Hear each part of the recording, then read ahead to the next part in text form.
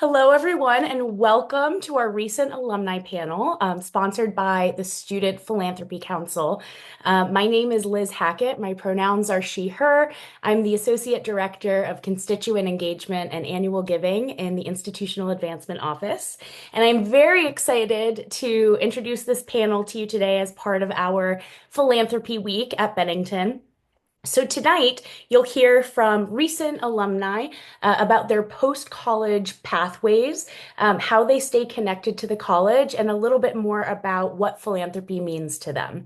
The panel is again part of our ongoing Philanthropy Week. So please feel free to, engage in other activities as you see on campus this week. I'd love to see you out there tomorrow when we do our cash cab. Also, please feel free to ask your questions in the chat as well. So without further ado, I would love for our panelists to introduce themselves. And we'll just start with how the rotation looks on my screen. So we'll go Fran, Olivia, and Deja. Oh, hi everyone. I'm Fran. I graduated in 2018. Pronouns are she, her. I let's see, introductions, right? I studied mostly the social sciences at Bennington. I worked in admissions for quite a few years after I left, and then I recently transitioned, or recently, a couple of years ago, into financial advising.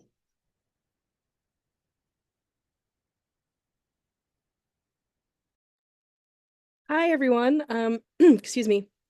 My name is Olivia. I use she, her pronouns. I graduated in 2017 from Bennington, and I studied mostly biology with a combination of chemistry and math. But now I work as a fundraiser for Deerfield Academy, which is a private boarding school in Western Massachusetts. And yeah, I'll talk more about how my Bennington education and my career trajectory kind of came together. So. Hi everyone, my name is Deja Haley. I use she, her pronouns.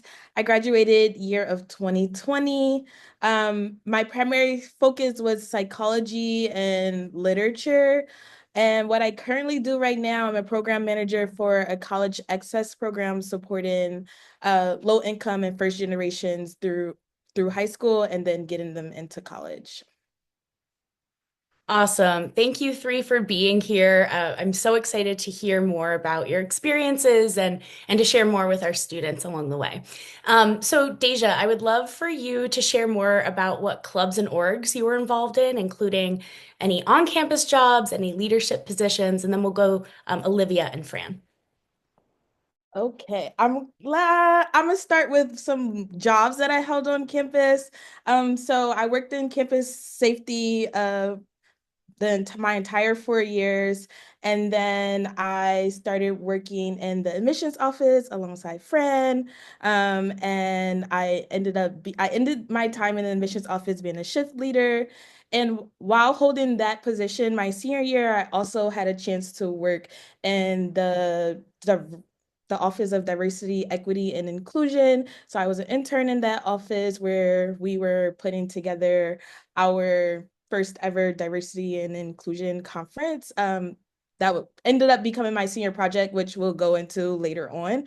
And then some clubs. So I actually led bringing back the Black Student Union, and that was one of the primary clubs that I was a part of. And I also use the different Black Spring course and Black Studies courses to kind of leverage the work that I was doing within BSU, and also did a lot of work alongside the library with building an online resource that focused on Black studies and Black history at Bennington.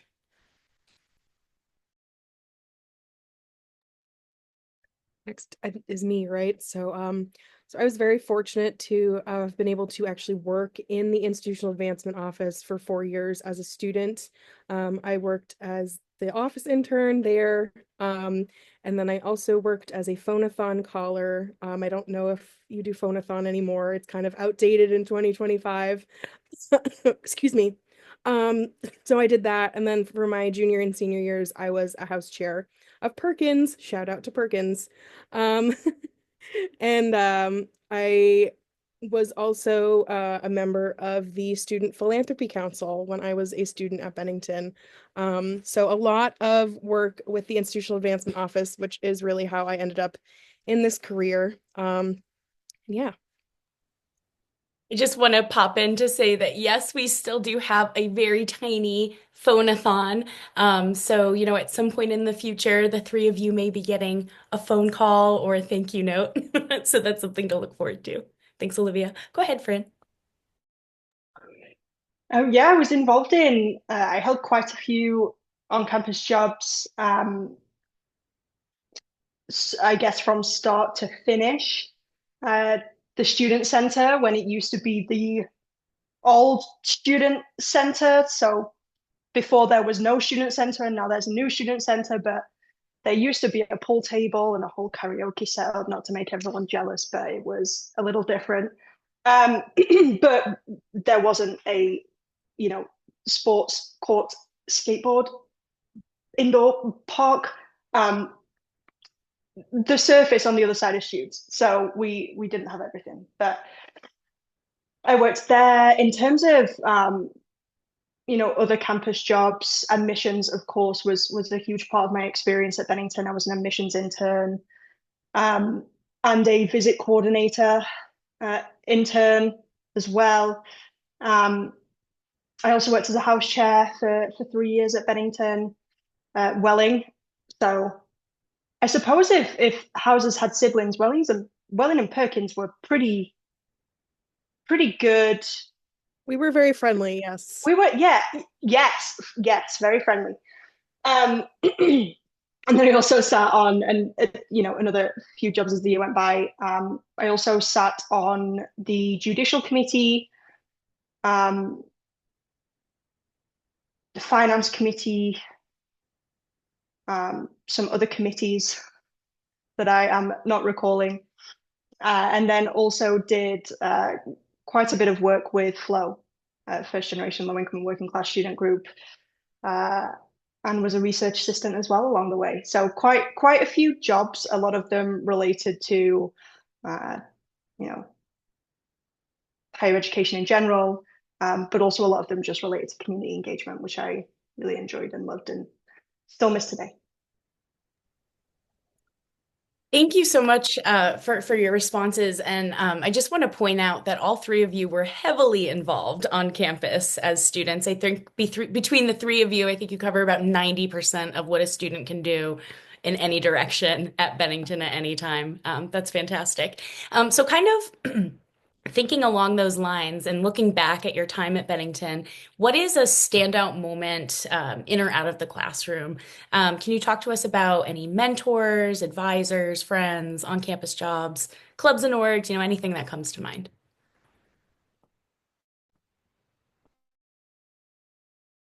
I can start. Mentor that's coming to mind also just because he's still a part of my life is Philip Williams. He's a literature professor. He really guided me throughout my time at Bennington. I started taking courses with him my very first year, and I actually thought he was a student, so I was trying to be like besties with him. And now since I've graduated, like 5 years post, like I still hang out with him. He lives in my home city, so every time I go home, like we're catching up. That's one, like honestly, he's always going to be a part of my heart. And then the other thing is, I think something that was so special for me was that my final projects at Bennington, my closest friends were involved. So I was like in a play that was like led and directed by one of my closest friends. Then like my major senior project was like alongside Ahmad. He was one of my closest friends during my time at Bennington. So I think those moments where I was able to actually take what I was learning outside of the classroom and like pair up with my closest friends to work on something was a really special moment for me.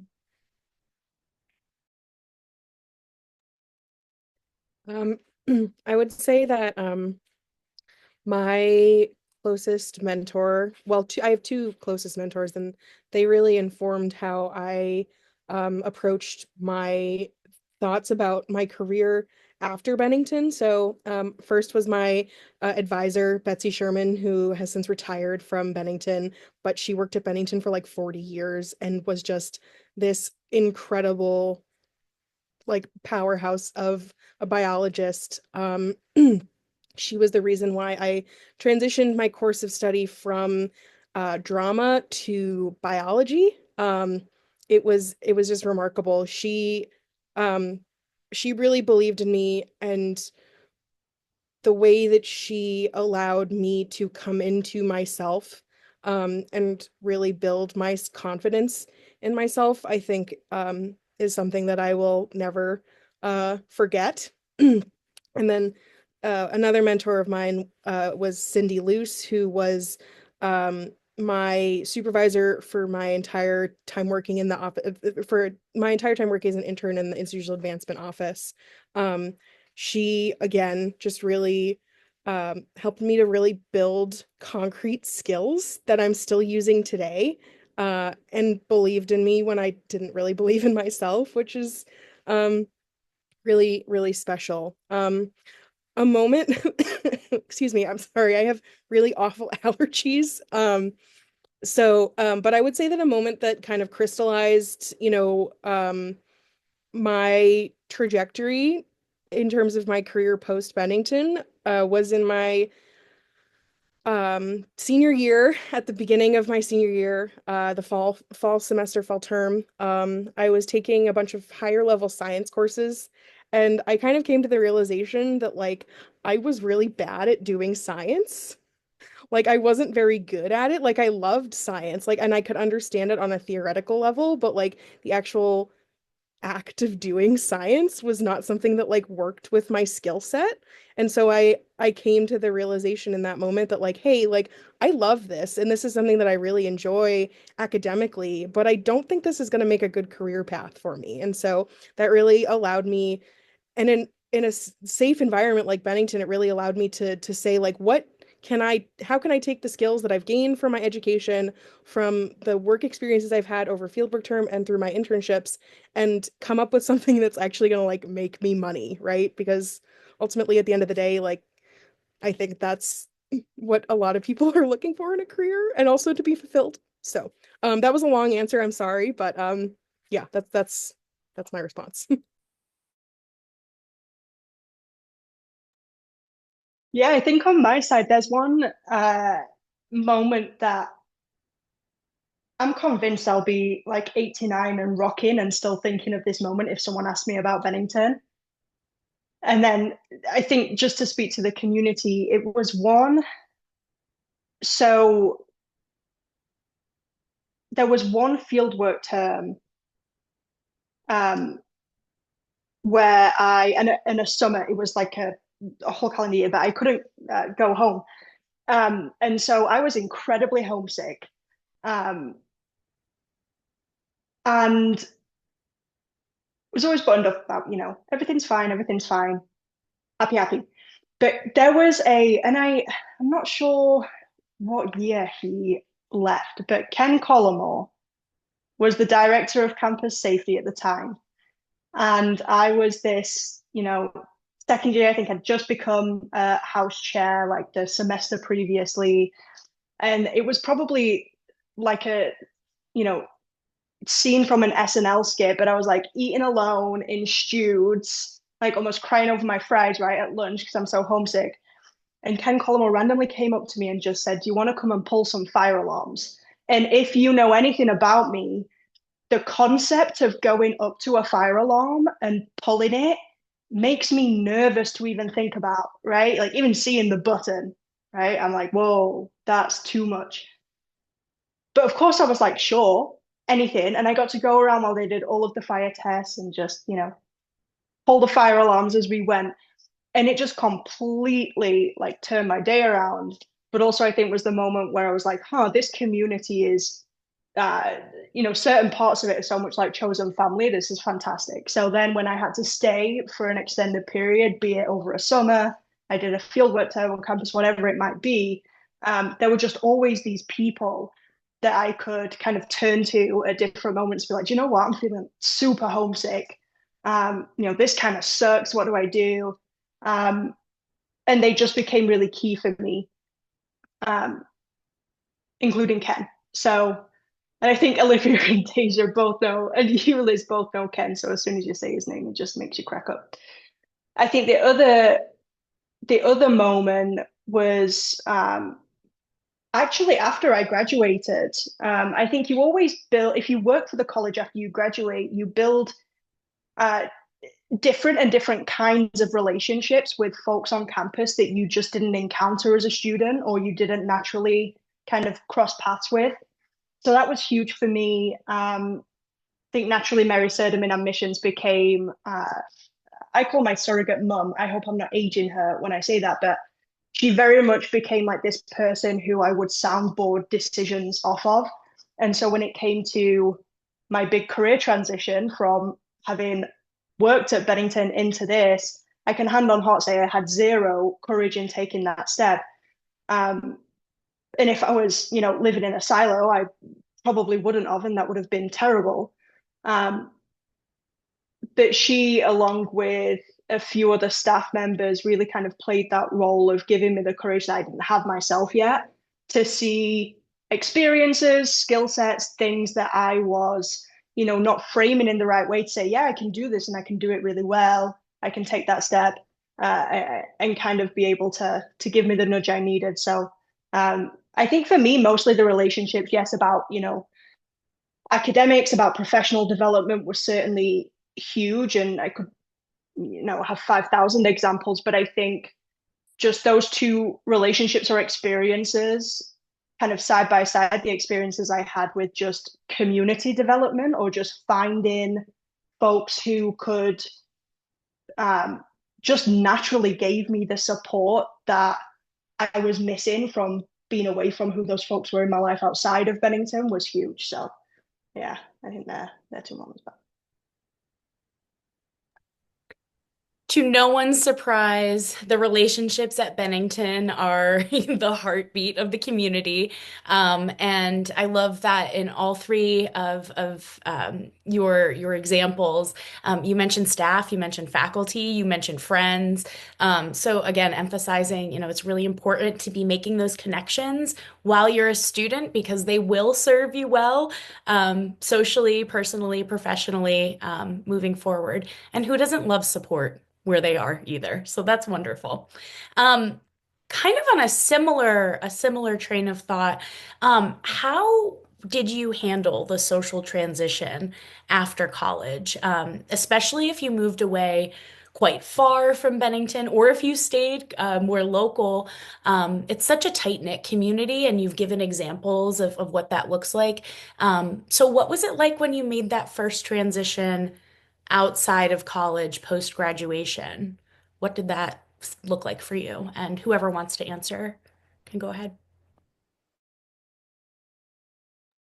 Sorry, my cat is very needy, so she's needs to be near me.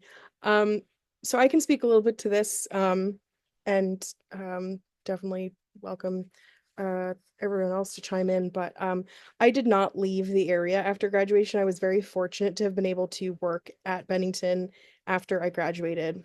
So I was hired to work in the institutional advancement office, shocker. Um, and I was living in Bennington for 2 years before I moved to where I currently live now, which is just 30 minutes south of Bennington. I think that staying in the area presented some interesting challenges socially, because Bennington, the town, is not known for being young and lively, let's put it that way. And so trying to find community after I had been so enmeshed in such a strong community was a real challenge for me. Thankfully, I was able to find community here where I live now, which then resulted in my move. But I think, you know, it's really about when you graduate, regardless of where you end up, it's really about leaning on the people who you do know, to one of this is a funny story. So one of the first things that I got into when I left Bennington was roller derby, which if you knew me during my time at Bennington, you're just like, what? Because one of my professors or teachers, Amy McClellan, was doing roller derby, and she still is the cell biology teacher at Bennington. And I was like, listen, I'm looking for something to do. Like, I can't just be like sitting in my apartment, watching Netflix all day. And she's like, come check out this roller derby thing. And I'm like, okay, that sounds cool. So I did it. I got to know a lot of really wonderful people who I still see today, even though I'm not still involved in roller derby. But that's an example of how I was able to take the connections that I formed at Bennington through my faculty members and really leverage it for my social, situation after graduating. Yeah, it's hard. I will not sugarcoat it. It's really hard. I mean, but so is the transition from most colleges to the real world, right? It's like you go from being in this bubble to now being in the outside world, and it's tough. But you have a really, as students and future alums, you have a really wonderful support network that you can rely on. So I'll stop talking now.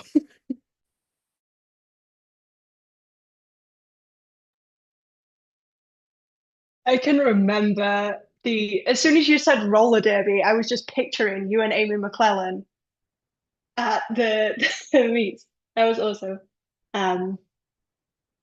Yeah, I honestly really struggled, I think, when I graduated and was working for the college, and living in the local area. Of course, it was kind of strange. I think Joss and I moved into an apartment that previously two Kilpat fellows lived in. And then when we left there, we moved into a house that was owned by the absolutely incredible late Terry Creech. And then so it was almost like Bennington it was just these kind of microcosms of the campus where we were navigating, right? But it's also really hard just in terms of the sheer difference, right, between the Bennington College community versus both in terms of just the makeup, but also the opportunities around in the local area of Bennington, at least at that time. So definitely something that I struggled with. We lived there for 3 years after graduating and then moved to Southern California, which I grew up in a town which I think has more sheep than people, and then went to Bennington, Vermont, middle of nowhere, right? And then suddenly Fran's in like San Diego, like what the hell? And it was, completely different. But what it helped do is that the way that I learned to foster relationships at Bennington, I think is something that I would have never leaned into if I'd have started with somewhere like San Diego. And so now the ways that I build friendships, the ways that I build connections with, folks I work with, the ways that I engage in my community, is still Bennington in many ways in terms of the depth of the relationships or the things that I seek out. But it's just in a, more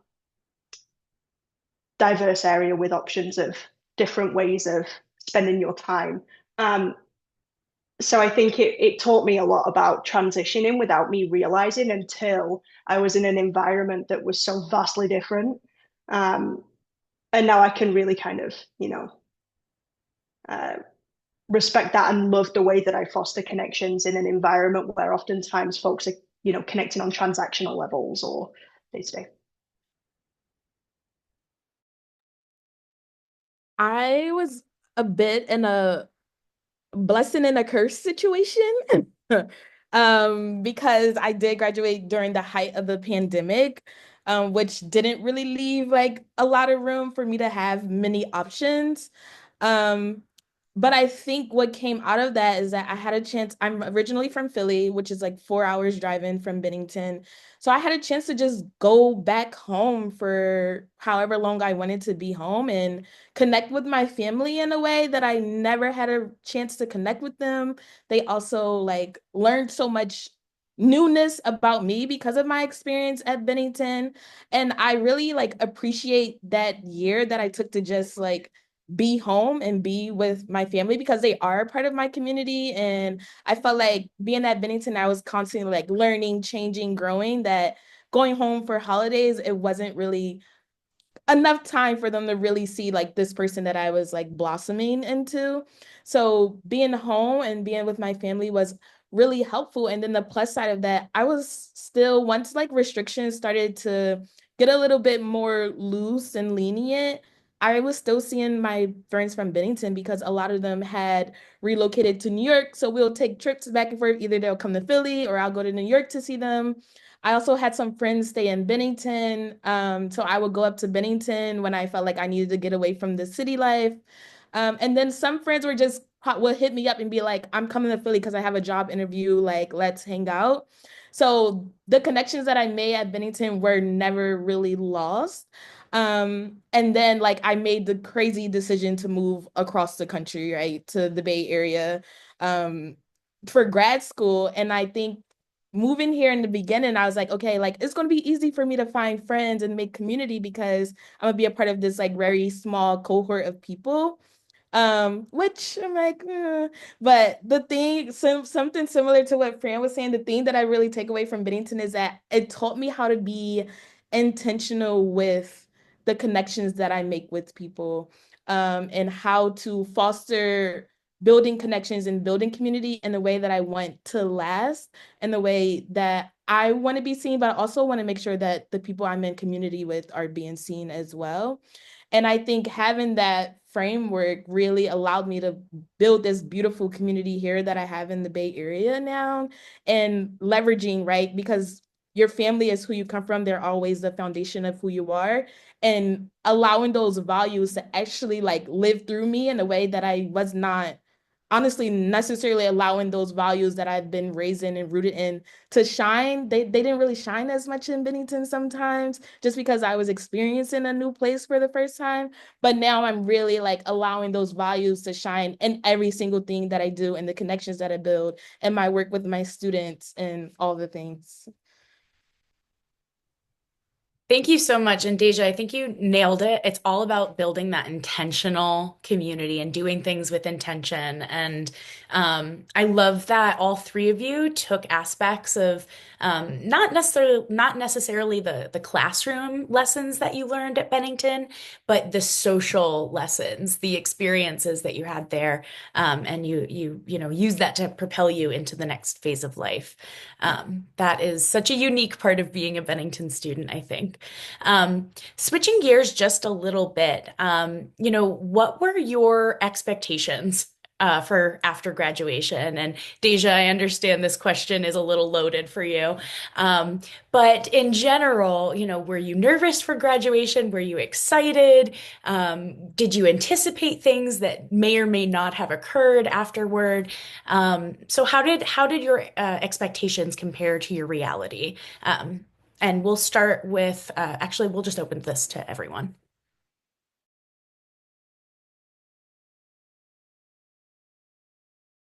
No thoughts, just feelings, lots of feelings.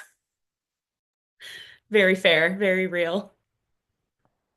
I'll say that I, again, was extremely privileged to be able to have worked at Bennington after graduation. And I knew with a certain degree of like sureness that that's what my plans were going to be. I had kind of set up my senior year to be like a test run of working as like at an office job basically. And so I was extremely fortunate to have been the only person who applied for the position that I applied for at Bennington, was very qualified given my experience working in the office. And so my expectations did match up with my reality. I would say that I don't think that 21-year-old Olivia, who just graduated from Bennington, would have thought that I would still be doing what I'm doing now. But all that is to say is that I'm very grateful that I was able to establish myself in this career because it's, it's a hard work, but it's not something that um, it's something that I excel in. And so all I will say, kind of answered the question, but like my expectations and my reality were very close to each other. I think one of the ways that you can kind of reduce that gap in like expectations versus reality is to find a place, whether that be, you know, Bennington or the surrounding area or your home or whatever that looks like for you, where you can kind of explore what it means to be like a professional adult in a safe space. Um, you know, I think for me, that was extremely helpful in determining like what I wanted to do.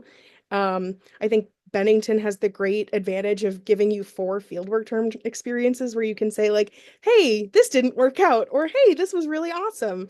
And that's a safe space in some ways. So yeah, I I had a very unique experience. And I was really, again, just extremely privileged and fortunate to have been able to have that experience. So it's my piece.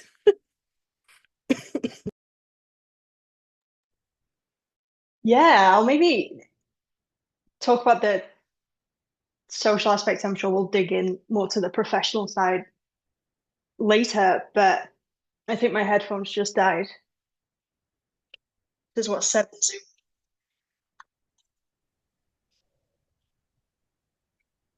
Not anymore.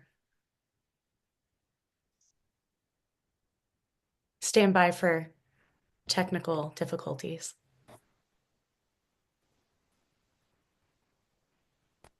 Okay, can you hear me now? Yes. Okay. Should have charged those babies. Um, so I honestly had no idea, quite honestly, um, where I was going to land specifically. I think also there's always kind of expectation meets reality in terms of your context too, right? So I was going through the immigration process, which is, a very different just set of restrictions with regards to where you can work, how you can work, right? And so initially that was the impetus to stay locally, right? Got to work an incredible job and build a really wonderful career through admissions. And had an incredible wife who also did the same, right? So a lot of it was around just kind of circumstances, but I knew that I wanted to, really pursue the work that I'd done around working class studies and just around kind of access and success, and admissions allowed me to do that. Would I have envisioned that, 7 years later, I'd be living in San Diego and doing the work I do now? Absolutely not. Am I convinced that it was the most incredible destination point for me? Absolutely yes. So I think a lot of it is around kind of having faith that sometimes it can feel as though we're not where we are wanting to be. But in the end, it's kind of this trajectory that actually makes perfect sense. Getting from kind of one place to the other. And I think that was my experience too. So my expectation was kind of, I want to be able to build a life here in the US and, not want for anything, have children who don't want for anything above and beyond that. It was like, okay, the details can come later, but let's focus on, the realities of being here and doing this thing. So, yeah, I think in the end, reality kind of exceeded expectations in that way, but it was Bennington that made that first piece, come true or even just be a reality. So. That is sage advice, one step at a time. You don't have to have your whole life mapped out or even the next 10 years mapped out to a T. Just start moving in a direction. I think that's great advice. So because it is Philanthropy Week, I thought we would talk about philanthropy and your own philanthropic engagement. So I'm curious, what organizations, including Bennington and outside of Bennington, do you support? Or another way of asking this might be, how does philanthropy show up in your life? How do you engage with it? This is my job, so I will let everybody else answer. Why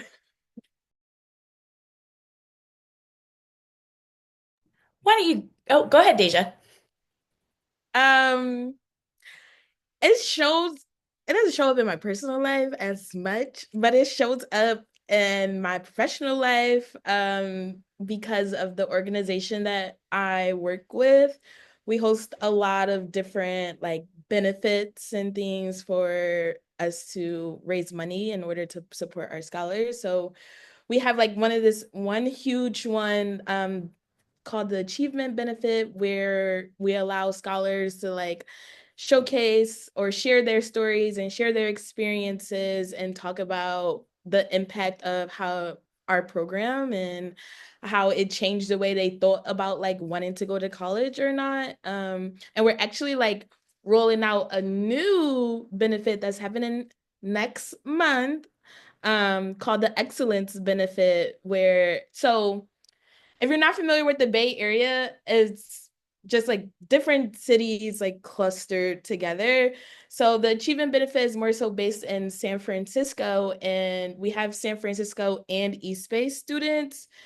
So we never really had a big event like this in the East Bay because it's still fairly new with us getting students in the East Bay. So like Oakland, Hayward, Richmond. So this is going to be our first ever East Bay event where we're inviting East Bay partners and East Bay schools to come and like hear their experience that their students are having within our program. So yeah.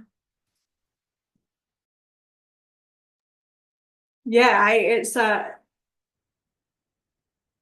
it's adjacent to all of our jobs. And so, I mean, Olivia, as you said, it literally is the entirety of your of your position. But I think especially just personally, I think we always have the instinct to associate philanthropy and charitable giving with dollar amounts.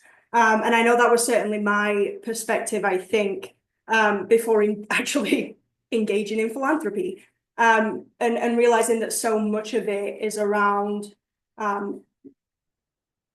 quite honestly, almost like a resource network. It's folks giving the skill sets, the time, the resources, yes, that they are able to, and kind of the meeting point of an organization's needs with what those are.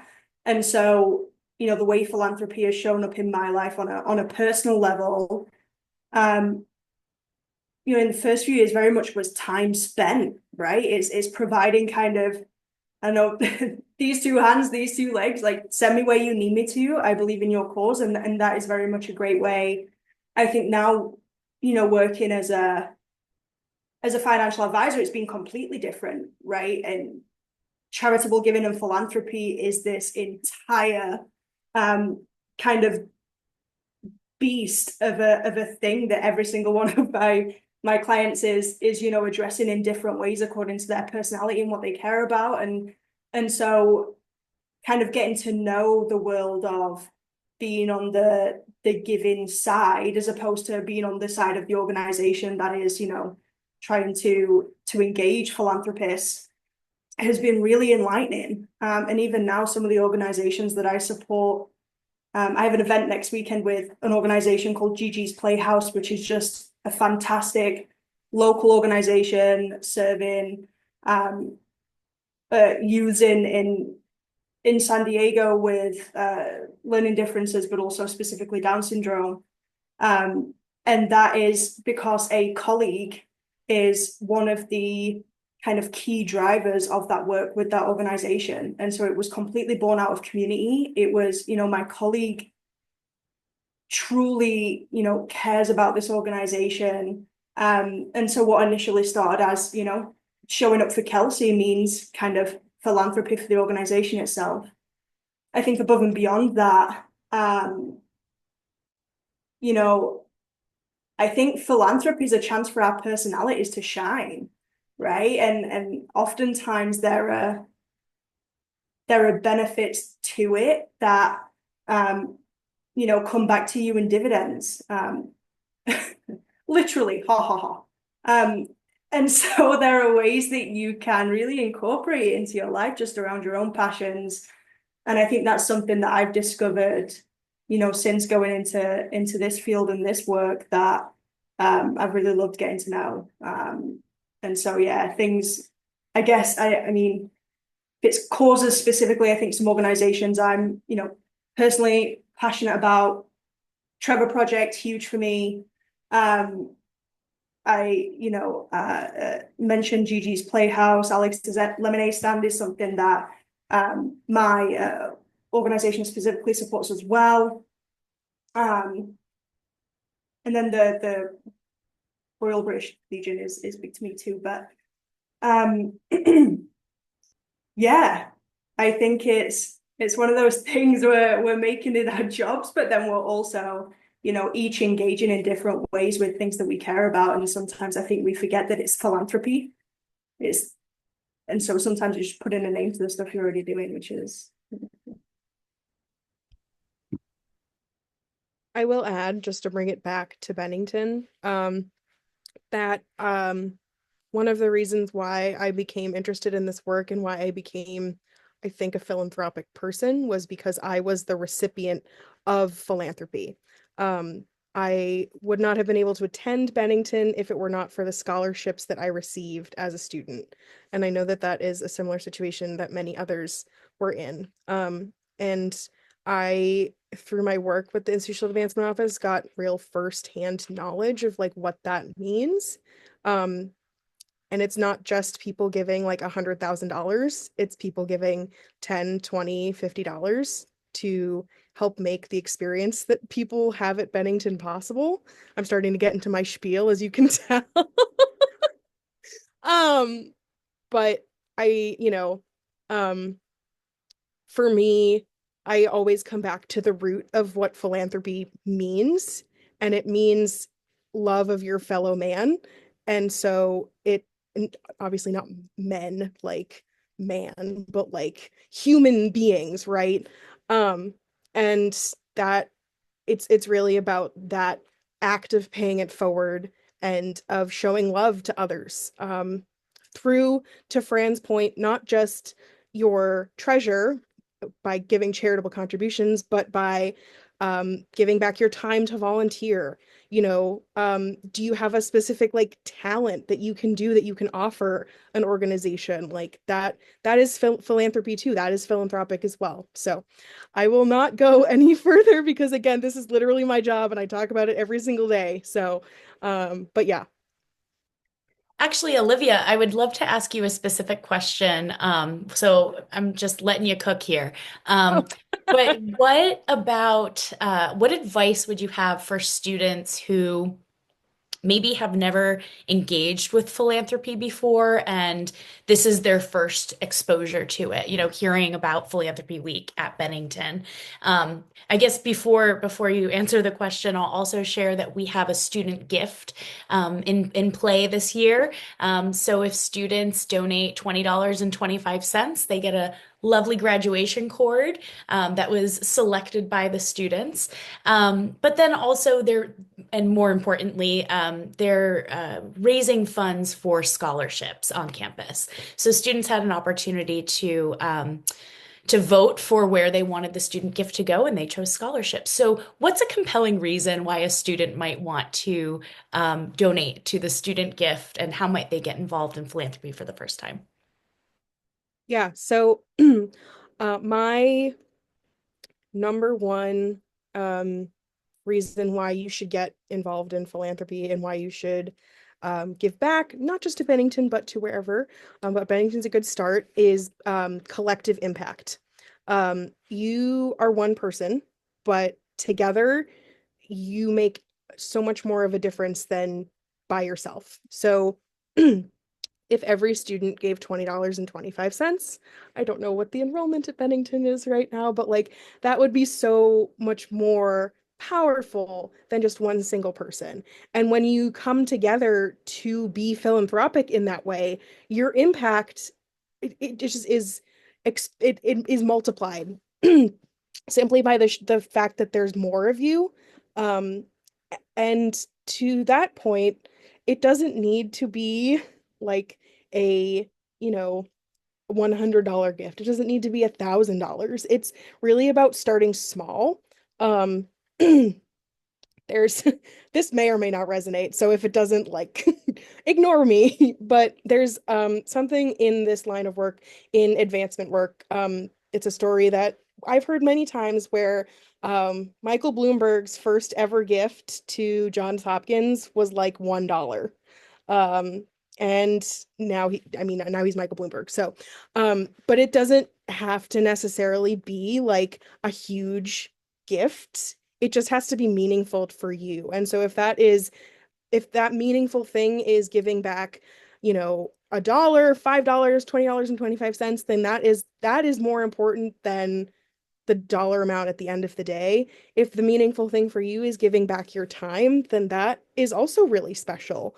I mean, there is a wonderful alumni network at Bennington, and it would be benefited by you as an alum or as a student, just like gathering your friends together, getting everyone excited. Yeah, I would say just like starting small and thinking about not just your impact, but the impact of everyone else together is a really great way to kind of get your feet wet when it comes to giving back.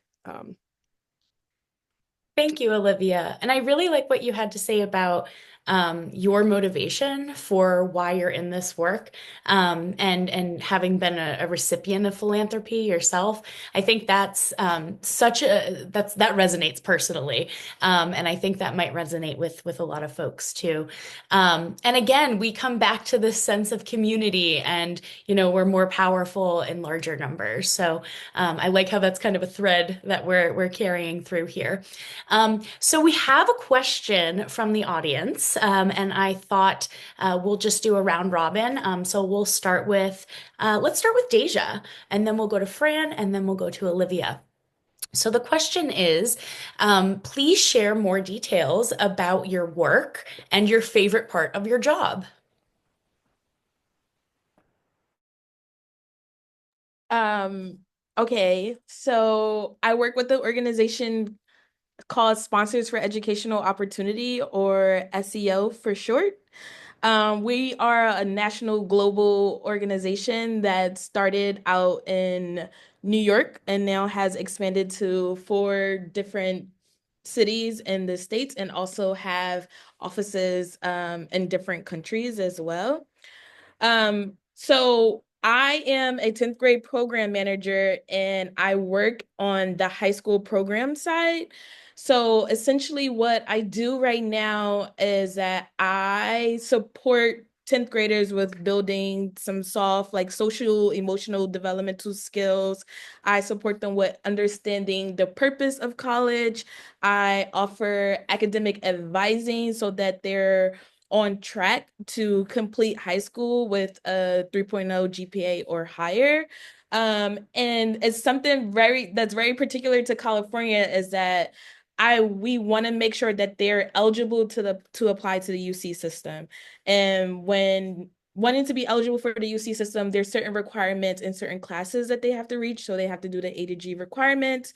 So I'm making sure that they're having all their courses that is on track by the time they graduate. So they're not needing to like take a quick summer course really quick in order to meet a certain requirement. I'm also like intervening when a scholar may need to do some sort of credit recovery.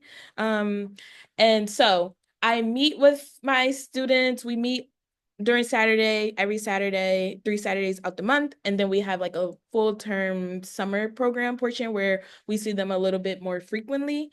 We also support them with doing dual enrollment college courses so they can get the feel of what it's like to be in a college course early on so that they are feeling prepared for that transition.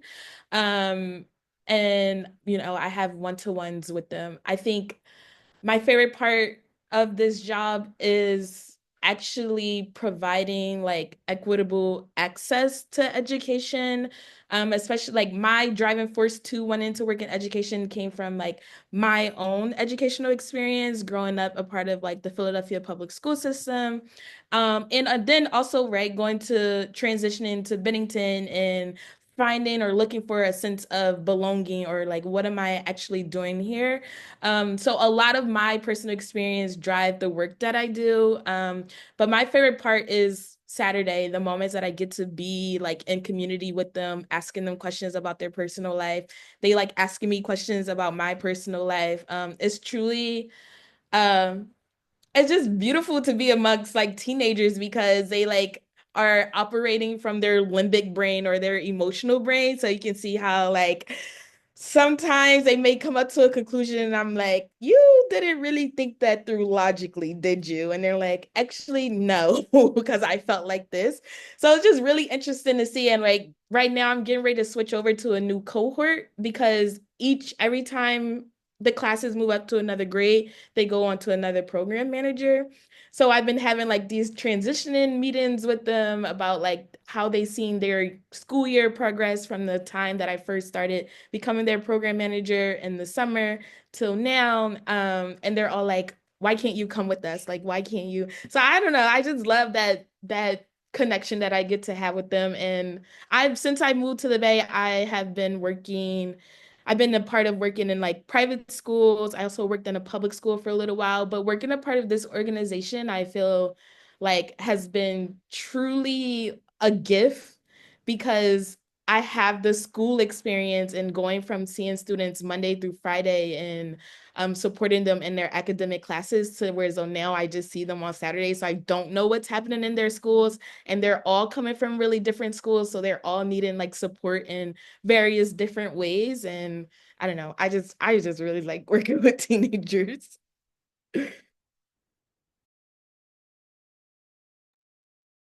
It was it. It is me? Okay. Um,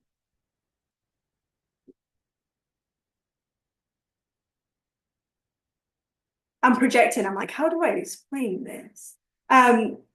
So as I mentioned, I work as a financial advisor. And I think when I say that to folks, everything that goes through your mind went through my mind prior to becoming a financial advisor. All the stigmas attached on top too. I think, so just in terms of my day-to-day, technically I work as so I'm the lead financial advisor for a small firm out here in San Diego and director of investment operations and services. So on a day-to-day level, I get to do a ton of stuff, which is incredibly exciting. Mostly I work with individuals, families, businesses just around their long-term financial planning strategy. So everything from building out their goal financial independence agent amount all the way through to tax planning strategies, investments, of course. I think initially when I thought of going into financial advising, I imagined the kind of stereotypical, suited and booted person in a ridiculous car driving down the 15, going to this high rise and looking at spreadsheets all day. And I think a lot of people imagine that it is that. It could not be more different. So I guess I'll just summarize even my day to day. It's April 15th. For those of you where that doesn't cause absolute peak anxiety, I envy you. So today was quite busy. Spent the first 3 hours just working with clients who wanted to get last minute contributions to retirement accounts in before we end the tax year. Spent the next 4 or 5 hours meeting with folks. I personally specialize in financial planning for immigrants and folks working in having assets in multiple countries and places. So met with a few clients, met with 2 new clients, and just helped them think through, their planning. And then I wrapped up the day meeting with my business partner and our staff and just summarizing and celebrating kind of with a toast of swimming pools of coffee, saying we made it through April 15th and everyone who wanted to set up their IRA accounts did, and we're good to go. But yeah, I think everything about my job. I think the biggest thing is just helping folks make the vision that they have, that I think they've told themselves the story that it's just not a reality. Being able to stress test and show them statistics, data, just solid facts that this can happen. That's been really impactful for me, especially around retirement for folks who are in their 40s and 50s. So yeah, I'll shut up now. But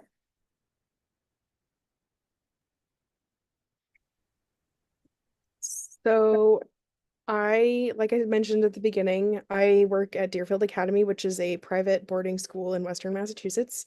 I am the assistant director of the Deerfield Fund for Young Alumni.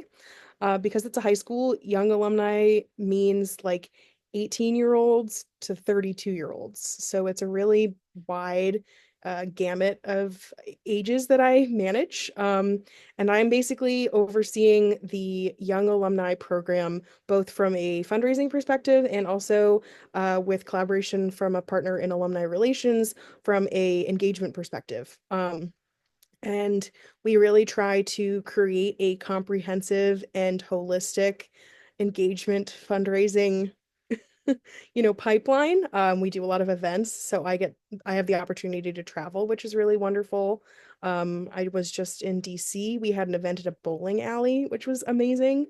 I I'm a member of within the Deerfield Fund. I'm a member of a 7-person team, which is really great. I get to do a lot of collaborative work.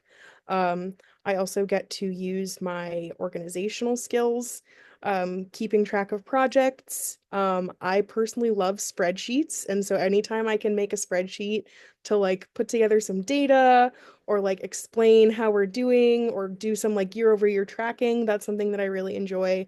And ultimately, at the end of the day, I think my favorite part of my job and something that I've really come to realize about myself through both my educational journey and my professional journey is that I love to put out a really excellently executed final project, like a final piece that goes out into the world. And being able to work as a member of a team on that and just celebrate that together is something that I really value and appreciate in the work that I do. I also do ask people for money, which is fun.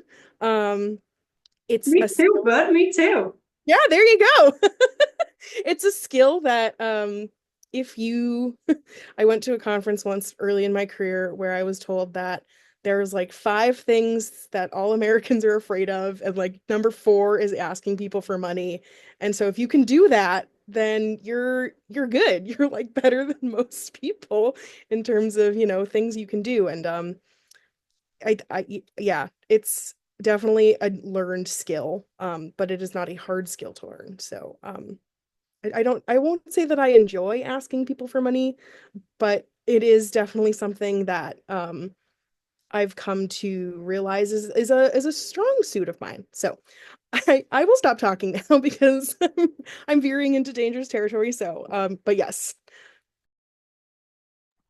Thank you all. You all do so many interesting things as part of your day to day, and it's so nice to see you light up when you're talking about what you do. So, to all Bennington students who are nervous about the future, just know that there are a lot of unknowns right now, but you will have many things that you do know once you graduate. And it's not even just about feeling comfortable at that point. You will thrive too, and you will really find that fulfillment that you can see on our panelists' faces even, and hear in their voices as they're talking about their work.